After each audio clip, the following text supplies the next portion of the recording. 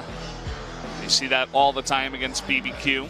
It's becoming more popular, on the blue side at least. Especially after Khan, you don't want to go ahead and first pick the Jace, but there have been more variations in draft that we've seen so far, not just in LCK, but over in Europe, in North America. Draft has been all over the place. Maokai has become a first pick in multiple other regions, but I believe that Gragas is the one that is incredibly valued here in LCK. The effects of this jungle champion are ridiculous, and it doesn't hinder the early game as much as a Maokai or a Cho'Gath does. So I fully expect Gragas to be a high priority, taken either first rotation from SKT or even in the first rotation by BBQ with, here it comes, a Kalista last man. They're thinking about it, down to the wire, and there it is. I don't think they should have thought quite as hard as they did, but either way, there you go. The immediate auto lock on the Maokai. This pick is just pretty ridiculous in the amount of CC that it brings in, especially the ease at which the CC comes through. It's point and click. You can send out your ultimate after and then pound him into another part of the ultimate and CC a guy for days if you do it correctly. So it's fantastic at taking down single targets. Yes, Maokai can give a pounding, but Gragas and Trundle have come up as answers to these tanks. So teams that have creative champion pools can beat this guy. Gragas early game offers just as much ganking power. At level 6, he's arguably more devastating if the ultimate is used properly. And then we saw yesterday Marin with the Trundle being able to lane against the Maokai and just obliterate him, especially in laning phase. You can never win as the Maokai, and then when you go into the team fight, you simply drop your subjugate and they drop like paper. So I'm surprised to see that BBQ has gone with a completely different prioritization while SKT come out with a crazy strong draft. These three champions are ban-worthy, first pick-worthy at times. Like, this is really dangerous. Yeah, on the other side, BBQ will get the Lovers duo in the bottom lane, along with that Cho'Gath that has been rising in popularity as well. You cannot forget the Huni one-click feast in that game. I forget exactly who they were playing against for some reason. I think that was against KT. Yeah, that was against KT. That was that matchup where he popped the stone plate. One-clicked pawn, right? Yeah, he one-shot pawn on the Taliyah. That's who it was. That's why I was getting confused. So, yeah, it's pretty ridiculous if you can get to that point as Cho'Gath. But this is already BBQ putting themselves in a much more difficult situation than SKT. Look at SKT's champions. You've got a AD carry that has self-heal, and then you have two major point-and-click engage ultimates, whereas we know the lack of reliability from the Cho'Gath Rupture. Rakan can miss many times as well. Xayah at times uses her Feather Storm properly as a tool to lock down members, but it's so much harder for them to execute, and the team that is fighting for last place should not be going towards this composition. In fact, it should be the reverse. BBQ should be going with the easy to execute comp, where SKT have more freedom to say, all right, we'll play the harder compositions. We want to flex our muscles and let the Freak of Freaks know that we're here to play on August 15th, or rather August the 12th on the wildcard game, where they play off in that first round. Yeah, and you can see double jungle bans here from the side of SKT, taking away the Gragas and the Rek'Sai, two of the obvious picks, two of the more overpowered picks that you would see. And yeah, I mean, I would have to agree with you on your statement about BBQ. I think just as a team overall, it's not just the play, not just the mechanics or the teamwork, but also the draft that has had issues throughout summer. And maybe we're seeing a bit of that here as they aren't picking, easier stuff up against SKT. And with the Taliyah, she's going to have a hard time getting past the Maokai and Alistar frontline, trying to deal significant damage to the DPS. So as a result, it's going to be all about the laning phase. Keeping members split on the map will be BBQ's motto. And to me, that looks like a Cho'Gath in the jungle. It's going to be better suited for Taliyah to help a split-pushing top laner. If she can have somebody that has a lot of kill pressure, a lot of mobility, the Camille would be a great pick. But SKT's answering with a wild draft here with the Maokai jungle and the Trundle into the Cho'Gath. So what we had previously seen as Trundle into the Maokai can also work into the Cho just fine. You've got plenty of wave clear, and if they can get out of the laning phase well, that means that this composition can scale infinitely with Cassidy and Tristana and a beefy frontline that can melt anybody with the Trundle. So a sick draft from SKT, and we really want to see what BBQ is answering with, because they're going to have the early game mostly up to them. With the Maokai jungle, the Jarvan will have an easy time doing whatever he wants, but they need to be proactive and not let SKT bank on their scaling and just beat them with superior macro and then team fighting. I was curious to see this kind of picks come in, this kind of draft from SKT. Definitely not the norm, not the kind of draft you would pick if you're trying to hide certain picks against Afrika, but I suppose they just want to make sure that they win this game 100% first, and they're not necessarily scared of showing their hand, if you will, to Afrika coming up in the wild card. Well, it's a crazy strong composition. Trundle is surprisingly powerful with his pillar. When it comes to team fighting, you often forget that you have to run self-peel champions that have mobility to get out of, say, Alistar or Maokai. It's a lot easier that way. But when pillar comes down, that's just as annoying. The Cassidy could just jump onto you, and if you're squishy, Cassidy will melt you down in a heartbeat. If you are tanky, the same goes for you as well. There is no discrimination with this composition. Everybody can die from the hands of SKT. They do, however, need a lot of items, so the early game will have to be a passive endeavor for SKT, while BBQ have the Jarvan jungle. He is the man of the hour when it comes to making early plays. Same with Taliyah, so we need to see proactivity from this team, and then eventually the thing that's been haunting them for a while, closing out games. Yeah, so a bit of pressure on them. As we mentioned before, they've got to win one game up against SKT. Not the easiest thing to ask of them, as you are going up against one of the best teams in the world, but we'll have to see if they can do it here. Jumping into game number one, let's do it right now. SKT versus BBQ, game number one.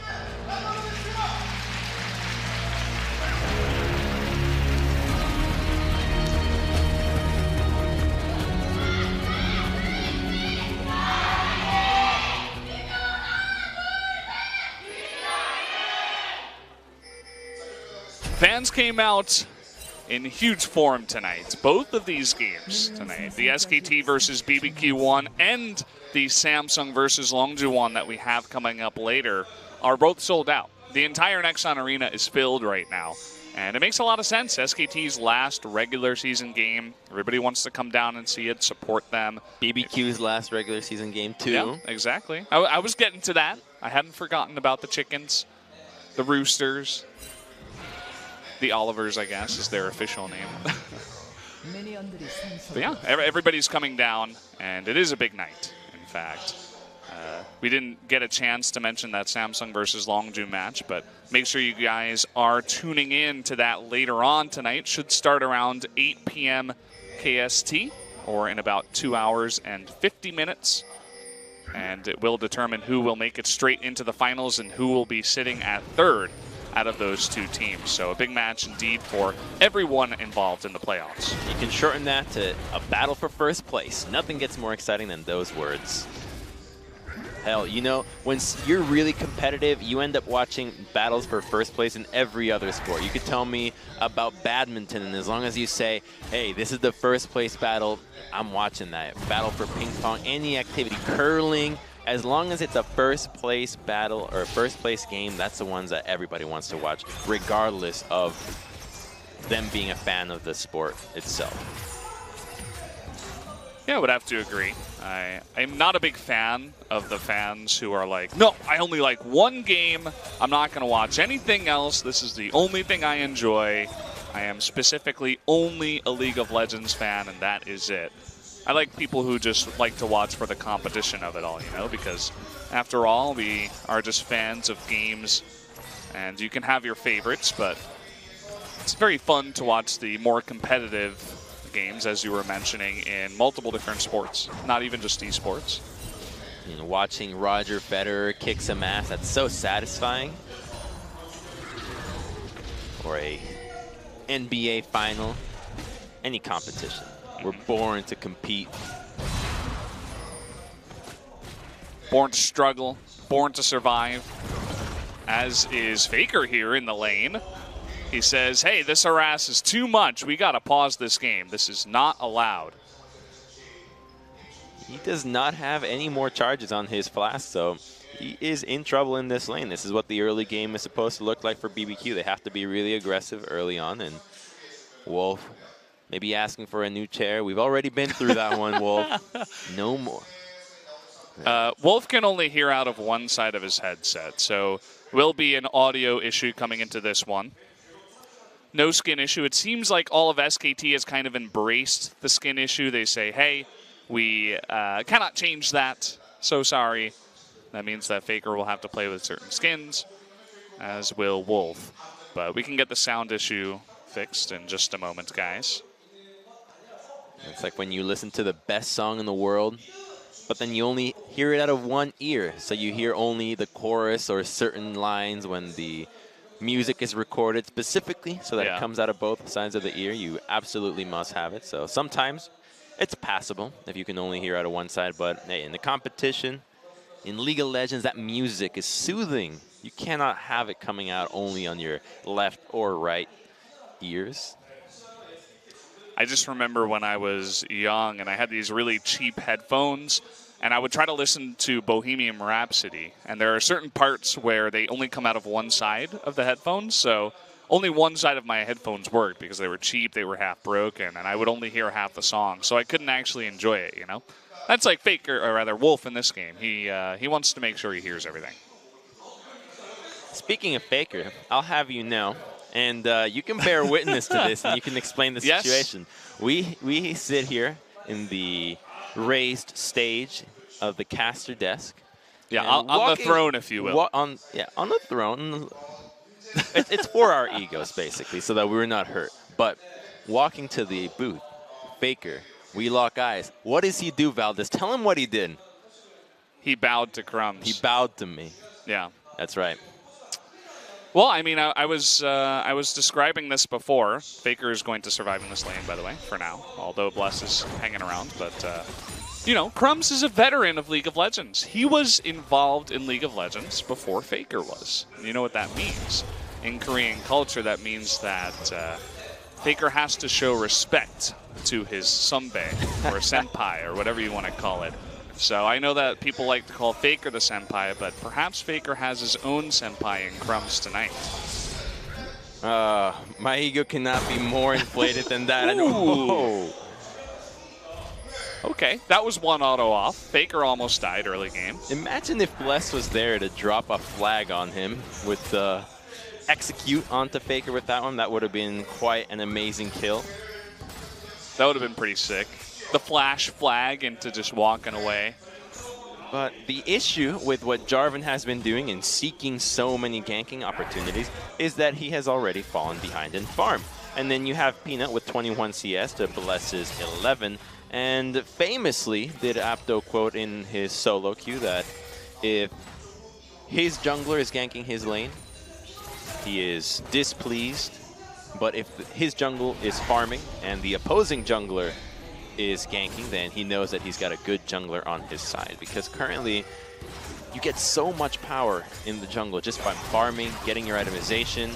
Ooh, knocked out of the leap and rooted down by the Xayah, the forced flash, and a bad start in the bottom lane for SKT as BBQ getting a lot of summoners out of that bot lane. Yeah, that bottom lane fight was a build-up from the level 2 going onwards, where Ghost and Totoro were hitting the level 2 with the minion wave sooner, kind of threatening Bang and Wolf to get a little closer, and while the harass wasn't apparent, they once again take advantage of a level spike to engage onto the duo lane and get a little bit of a CS lead, even though Tristana still remains in the lane through Alistar's resilience. A CS advantage is beginning to build. Got sights on Bless here. Untara just pushing in the wave and coming down and saying, hey, I see you. You can't get away with this, but actually you can. So Untara just going to return back to lane. Faker having a bit of trouble in this lane so far. Ooh, a knock Ghost into the turret. Now you can see Maokai coming on in. Peanut wants to make this first blood work. Ghost with no flash right now, no summoners at all. There the ward comes down. Bang coming in to help out. And the double root and first blood will go over to Wolf. But meanwhile, Faker getting ganked in the mid lane. They're going to trade 1 for 1. First blood going to Alistar. Pretty much the worst person you want to have that on. The entire gold will go solely to utility. We'll see what Wolf can make out of that, either Mobies for some roaming or Sightstone, which has been their preferred MO. And in the meantime, that gank onto the mid lane was a flashless Faker, so it was Temp that was able to force out Faker's flash earlier. The punishment came through, and right before he hits level 6 with a nice CS advantage. And we're going to look at it again. Don't think any summoners needed to be burned on this one. As easy as you like it. A Kassadin that's overextended, fishing for level 6 is one easy to kill Cass. About as easy as it gets. And guys, we have another pause. This time, Bang. He doesn't have any sound, perhaps. He's playing with his cords. The cord gnomes. They've been tangling his mouse. Yeah. He's like, guys, there's a reason why I messed up in the bot lane. Okay. The cord for his mouse is a little bit tangled. What did I say? The cord, it's the cord gnomes. You know when you put your headphones in your pocket, you got your little gnomes right there that tangle up your Yeah, I know, it's so annoying. Your earbuds. Mouse issue. That should resolve it. You'd think these issues wouldn't happen during the game, that they would be taken care of before we enter. You would think, right? Yeah. You would think, right, Crumbs? Not the case. We will start the game right away, though. We're back in. Okay, guys, we have an update. The mouse cord is untangled. We are ready to go. Boy, I love the creativity we're getting with these issues. I hope these pauses Who's next? keep coming. Like, Who's next? What would be the next possible problem to pester these players?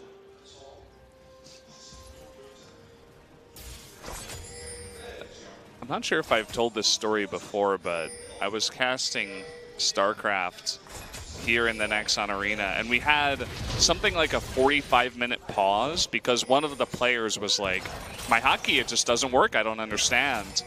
And they went through all the things. They replaced his keyboard, they replaced his computer, pretty much everything that they could replace. And at the end of the day, he just didn't find his key bindings right. We spent 45 minutes trying to get his stuff ready, but actually it was his own fault, and they couldn't even resolve that issue. It took 45 minutes. People don't want to admit it, but the first cost to most issues is stupidity, and here's a gank on bot lane. Weaver's well and Jarvan. Okay, Wolf in a lot of trouble. No flash. 4-on-1.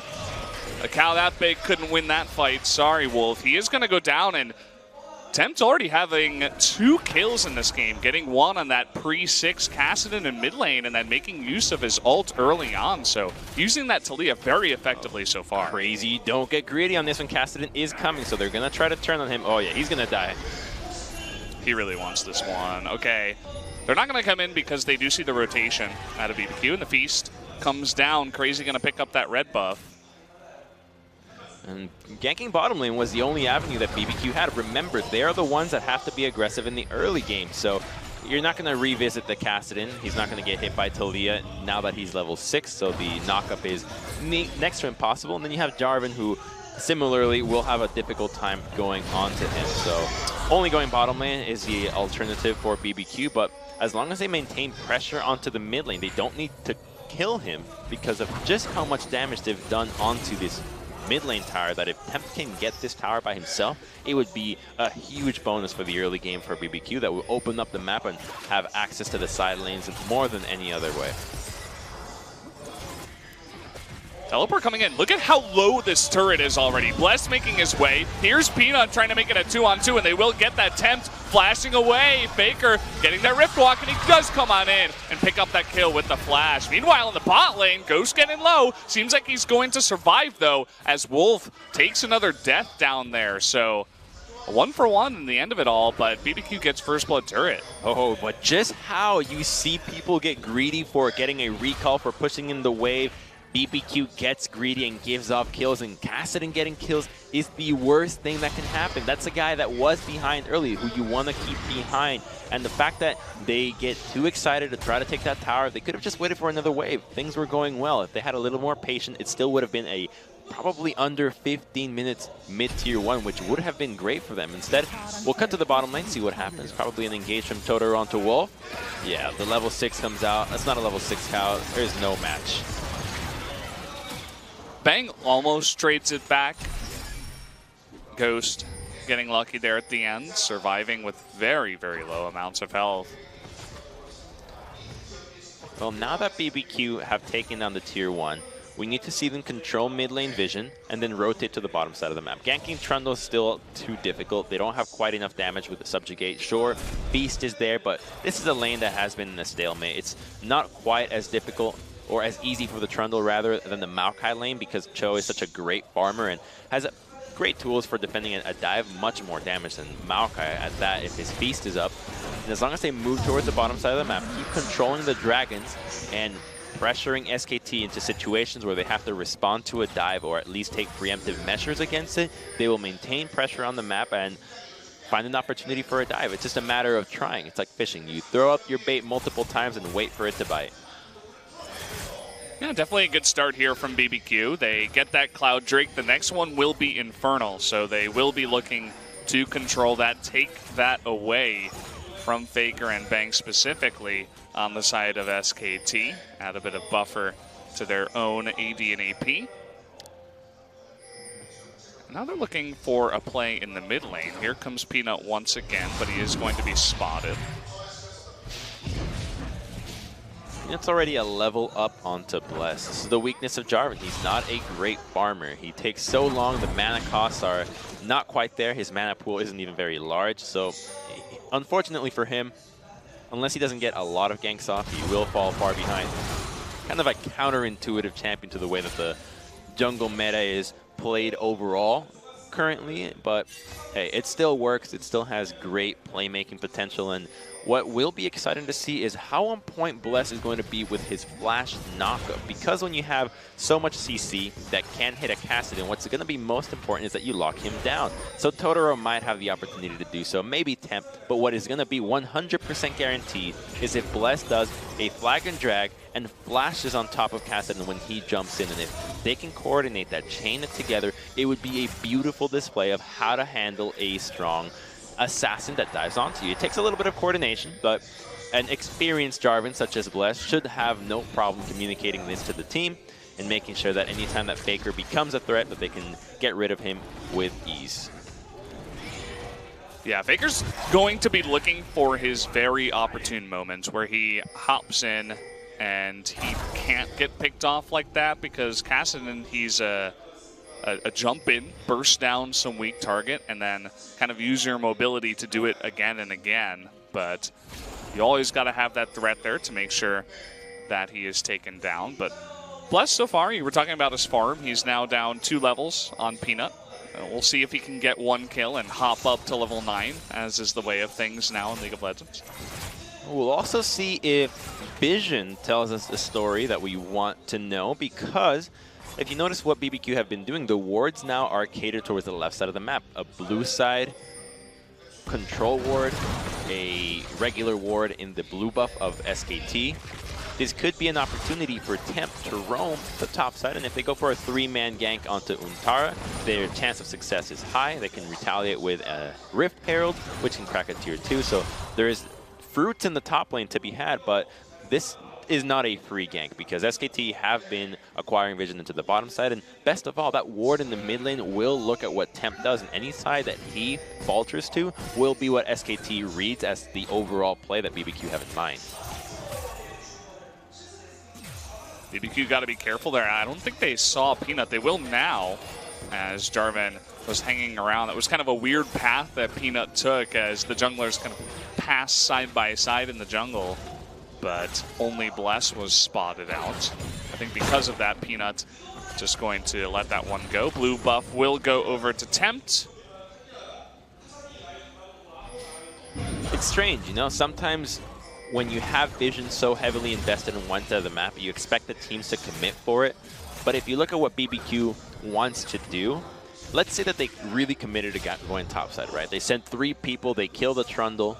What would SKT retaliate with? Well, they would obliterate the bottom side of the map. Jarvan, or rather Maokai, Alistar, and Kassadin can kill Ghost and Totoro so easily. So the opportunity cost would be the chance that the bottom lane dies, and if you kill the Trundle, you're not getting any benefits because Cho is never going to beat that matchup, whereas the Xayah and Rakan are imperative for this composition success. So even though they moved to the top side of the map, they didn't want to fully commit to it, and now they're going to commit onto Peanut. Oh, they forced that ultimate out, and even though Tempt is going to be fine, he's hopping over on his wall. He's looking for Faker.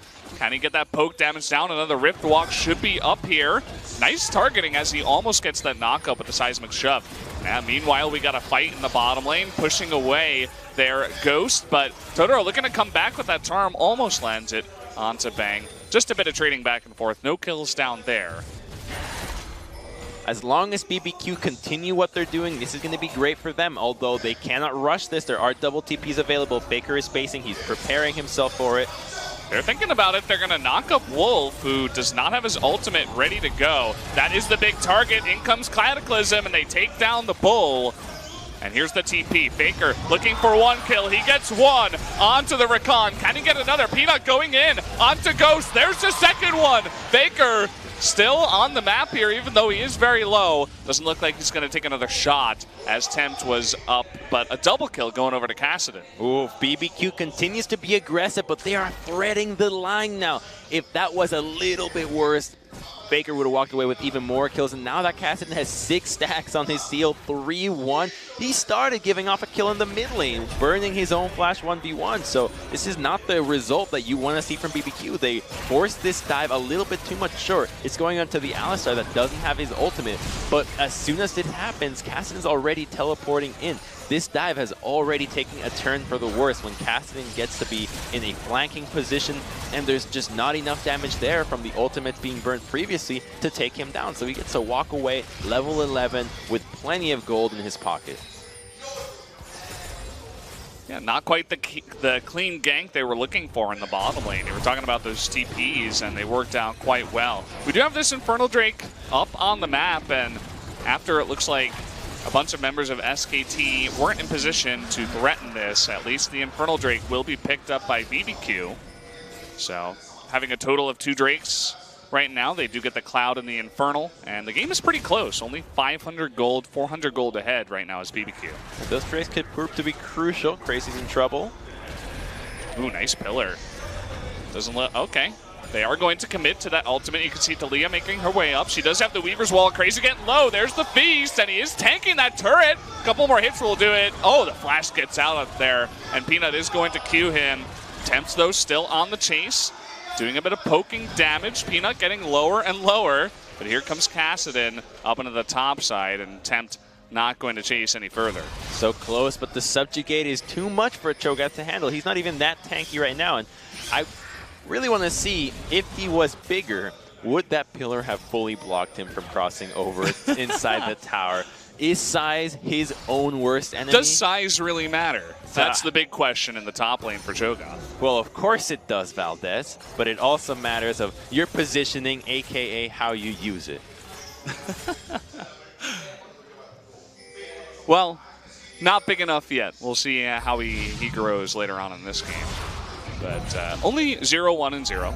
He's still just trying to farm up there, which is essentially what Cho'Gath does in these games nowadays. Just farm for 30 minutes, get a bunch of items that give you health, and then try to one-shot people with a feast.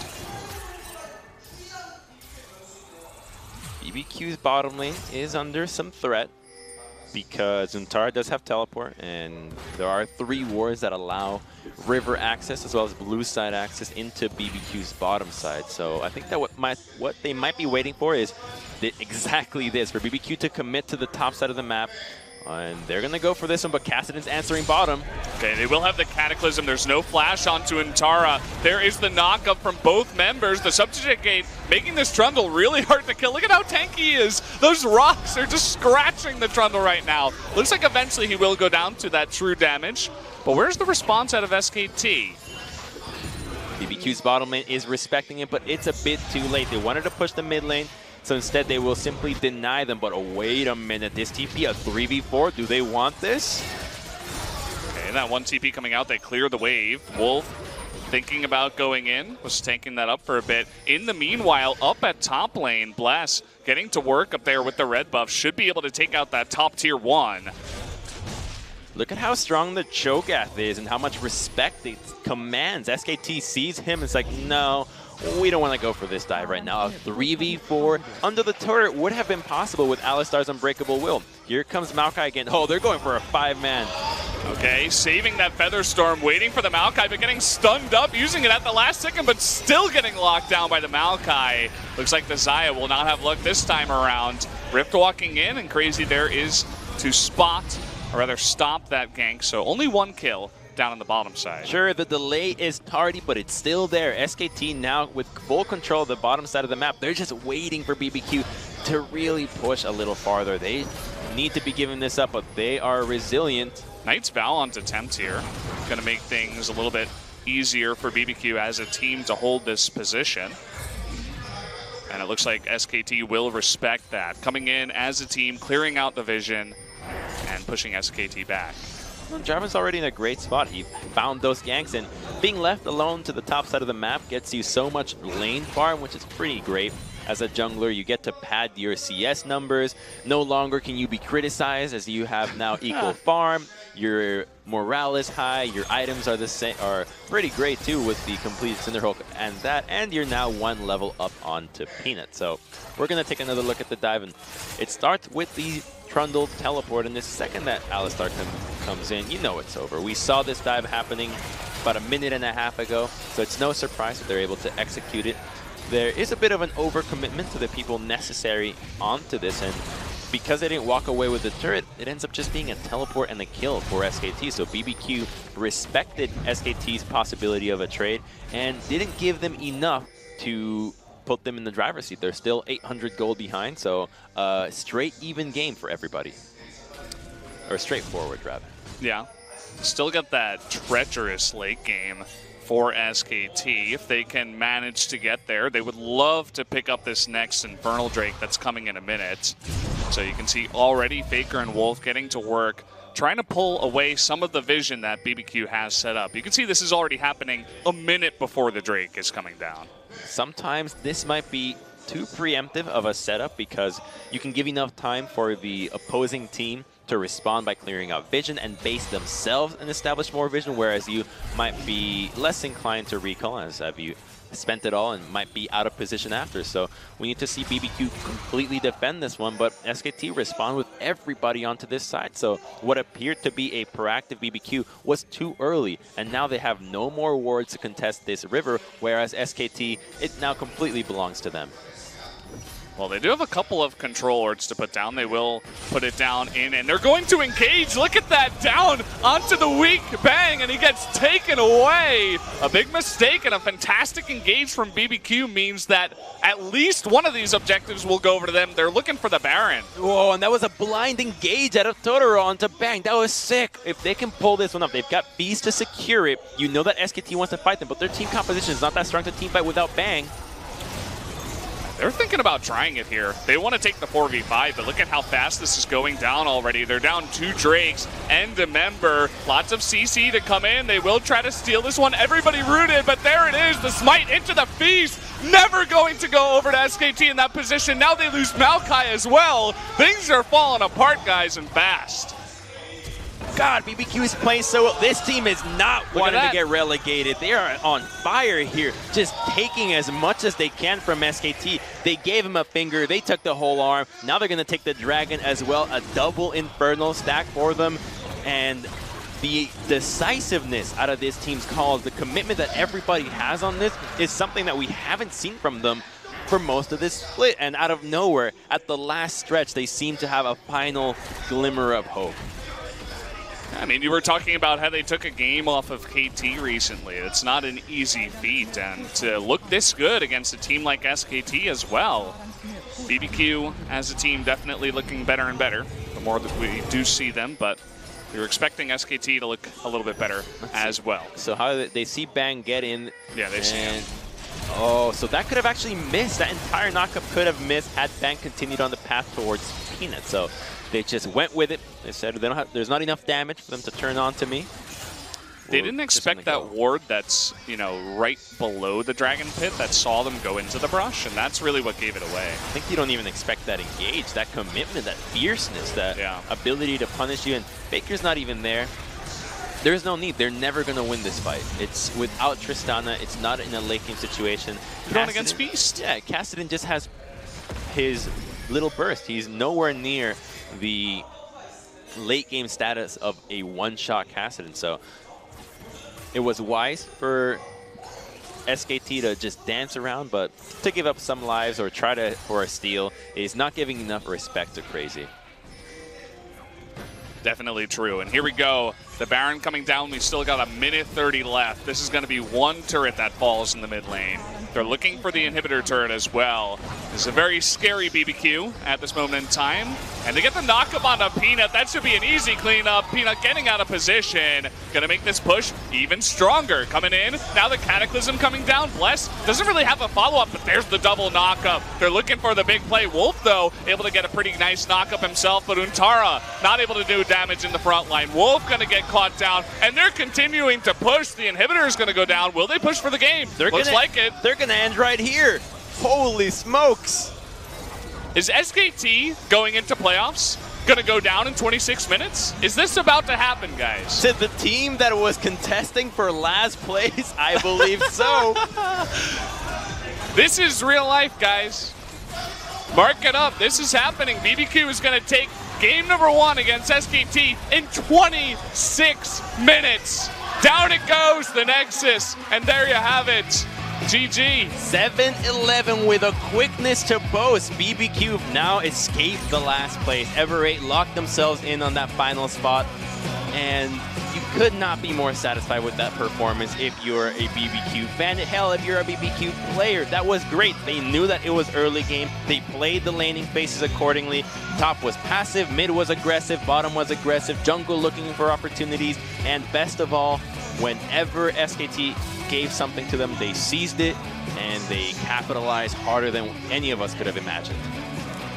BBQ getting their very deserved camera shots here. Very curious to see exactly the way that SKT looks, because that will tell us a lot about that one. Their draft, it looked pretty strong. They were playing for the late game, but they got rolled over, man, and they do not look happy.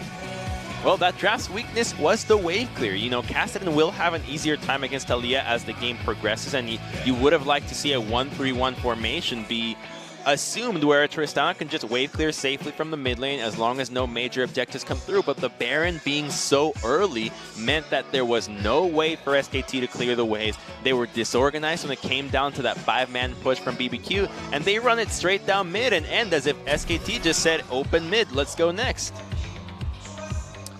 Well, it started from the beginning, and it was bit by bit, too. It wasn't like a total landslide from minute 1, right? It was kill by kill. You know, this dive was okay. They traded 1 for 1. They gave Kassadin a kill. It was like, oh, you know, SKT is still looking pretty good at this point. Yeah, it was still fine for them. It really came down to the Baron play where it all fell apart because they need to go for a 1-3-1, and they never truly explored any options. And when we thought that Peanuts would be fine as a tank jungler with this display on Zac, we thought maybe that could work, but in the end, perhaps too much passivity, because we could have seen more attempts onto Crazy, a 3-man onto the top side multiple times where Kassadin had a venue to go for it.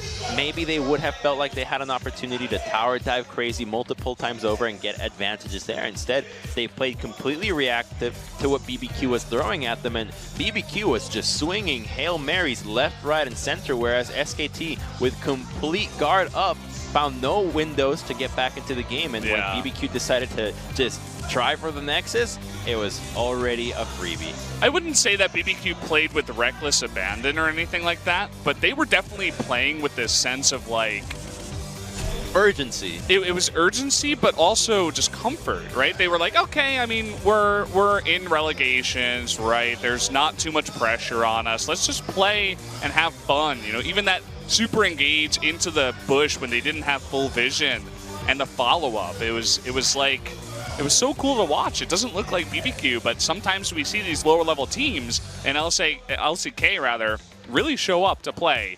And SKT was not one of those teams in Game 1. If you view relegations as death, they have been liberated from it.